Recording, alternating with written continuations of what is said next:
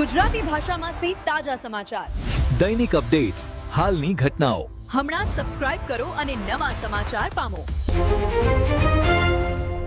વાવાઝોડાનો કહેર મોરીખા સ્થિત 100 મેગાવોટના સોલાર પ્લાન્ટમાં 7,000થી વધુ પેનલો તૂટી લાખોનું નુકસાન।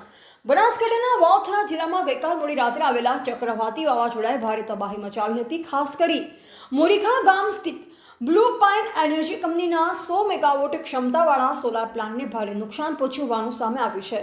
પ્રચંડ પવનના કારણે પ્લાન્ટમાં લગાવવામાં આવેલી 7,000થી વધુ સોલાર પેનલો તૂટી જતા કંપનીને લાખો રૂપિયાનું નુકસાન થયાનું પ્રાથમિક અંદાજ વ્યક્ત કરવામાં આવી રહ્યો છે। મળતી માહિતી મુજબ વાવાઝોડાની ગતિ એટલી તીવ્ર હતી કે અનેક સોલાર મોડ્યુલો પોતાના સ્ટ્રક્ચર પરથી ઉખડી પ્લાન્ટ વિસ્તારમાં દૂર દૂર સુધી ફંગોળાઈ ગયા હતા। ઘટનાના પગલે સમગ્ર પ્લાન્ટ વિસ્તારમાં નુકસાનના દ્રશ્ય સર્જાયા અને ટેકનિકલ સ્ટ્રક્ચર પણ અસરગ્રસ્ત બન્યા હોવાનું જાણવા મળ્યું છે। ઘટનાની જાણ થતાં જ કંપનીના અધિકારીઓ અને ટેકનિકલ સ્ટાફ તાત્કાલિક સ્થળ પર દોડી આવ્યા અને નુકસાનનું મૂલ્યાંકન શરૂ કર્યું।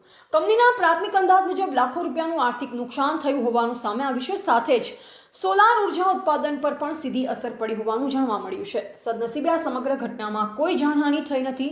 હાલ કંપની દ્વારા નુકસાનગ્રસ્ત પેનલોને દૂર કરવાની તેમજ પ્લાન્ટને ફરી કાર્યરત બનાવવા માટે પુનઃસ્થાપન કામગીરી યુદ્ધના ધોરણે શરૂ કરવામાં આવી છે। સ્થાનિક લોકોના જણાવ્યા મુજબ છેલ્લા ઘણા વર્ષોમાં આટલી તીવ્રતા ધરાવતું વાવાઝોડું જોવા મળ્યું ન હતું। ઘટનાએ સમગ્ર પંથકમાં ચિંતા અને ચર્ચાનો માહોલ ઊભો કર્યો છે।